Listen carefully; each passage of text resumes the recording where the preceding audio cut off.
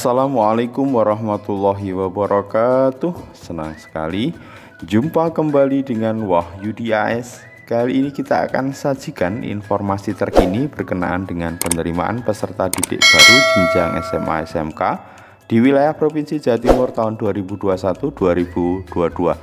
Kali ini kita akan sajikan cara mengecek data statistik jalur zonasi dan pagu sekolah serta strategi mendaftar jalur zonasi SMA ya.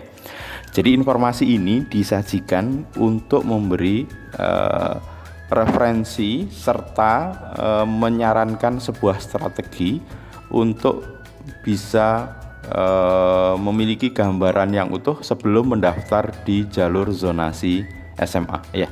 Mudah-mudahan dengan informasi ini bisa menjadi kalian lebih siap, lebih kokoh, dan ketika mendaftar tidak serampangan dan betul-betul menggunakan strategi yang tepat untuk bisa mengoptimalkan peluang bisa diterima di jalur zonasi SMA. Silahkan untuk disimak ya.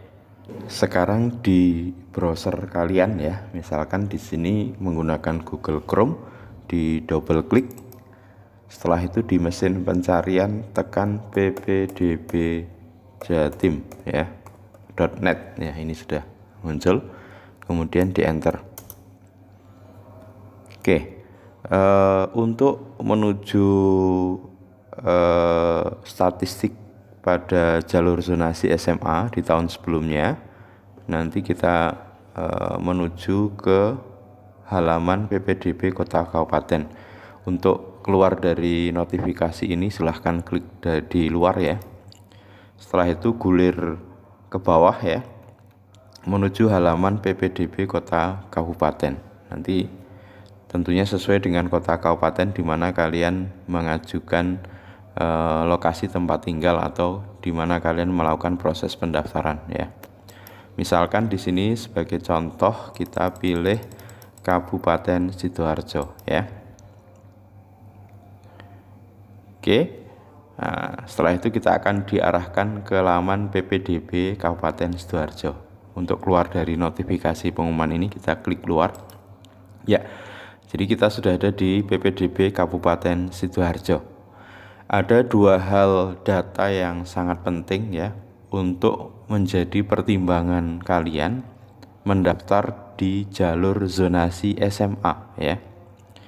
Dan yang pertama itu adalah data statistik jalur zonasi SMA tahun sebelumnya.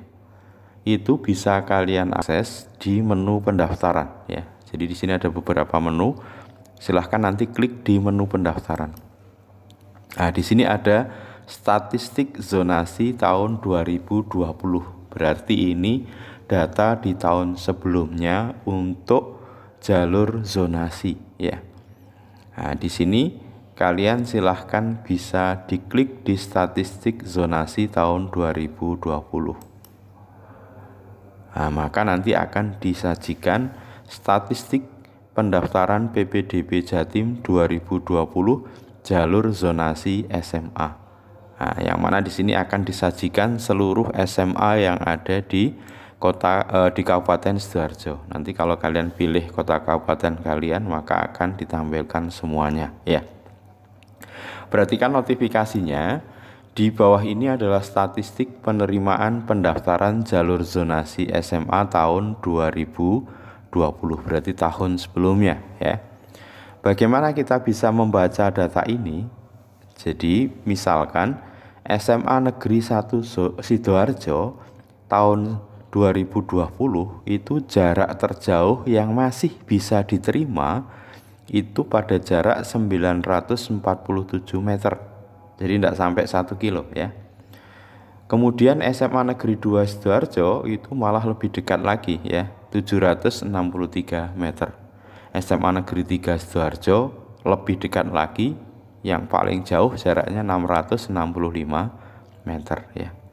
Begitu seterusnya. Nah, berarti di sini kalau kita amati sekolah yang masih bisa menerima agak jauh itu di Sidoarjo SMA Negeri 1 Krembung, yaitu 2134 meter ya.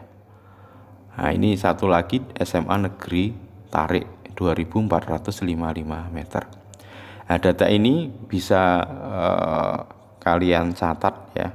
Bisa jadi nanti di di menu ini bisa jadi kemudian tidak disediakan. Nah, artinya mungkin karena fokus di satu pendaftaran ya. Jadi silahkan dipastikan, kemudian ingat modal dari jarak kalian ke sekolah nantinya ya. Ini menjadi bahan pertimbangan yang sangat penting agar nanti kalian bisa membuat strategi di hari keberapa saya harus memilih atau kapan saya harus menentukan memilih. Data yang kedua yang juga cukup penting adalah data mengenai pagu sekolah ya. Jadi selain statistik jalur zonasi di tahun sebelumnya, data yang kedua adalah pagu sekolah. Nah, kalian bisa akses di menu pagu sekolah ya.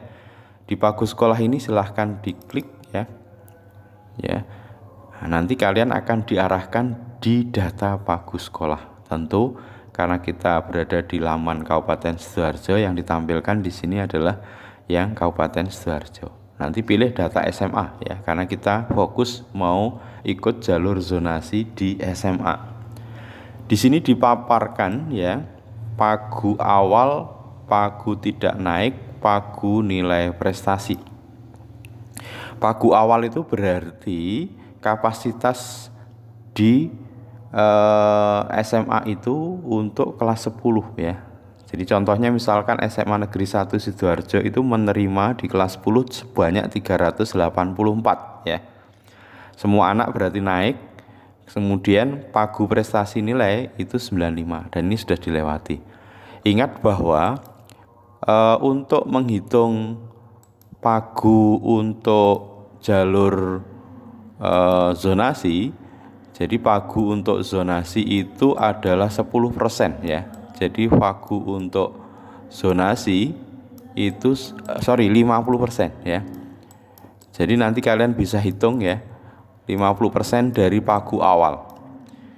Jadi kalau misalkan 384 di SMA Negeri 1, itu berarti nanti kira-kira pagunya adalah 100 ya, 92. Nah, itu di SMA Negeri 1.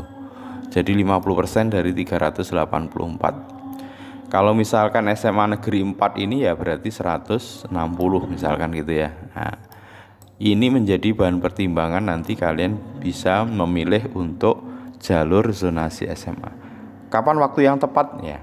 Tentu kalau modal jarak kalian sangat dekat dengan sekolah, ya kapanpun tidak ada masalah ya. Mau di hari pertama ataupun di hari kedua itu tidak ada masalah. Tapi kalau jarak kalian ke sekolah yang mau dituju itu relatif belum aman ya, artinya sangat dekat dengan jarak terjauh tadi di statistik tadi, maka disarankan kalian bisa memilih di akhir-akhir waktu ya. Tapi dengan memperhitungkan, pastikan jaringan internet kalian memang lancar ya, paling tidak 2 atau 3 jam sebelum penutupan, sehingga kalian bisa men-searching semua statistik di SMA di kota kabupaten kalian yang masih bisa dipilih, dan memastikan pilihan sekolah yang mau kalian pilih itu masih tersedia ya. Oke, itu kira-kira data penting sebelum kalian ikut di jalur zonasi.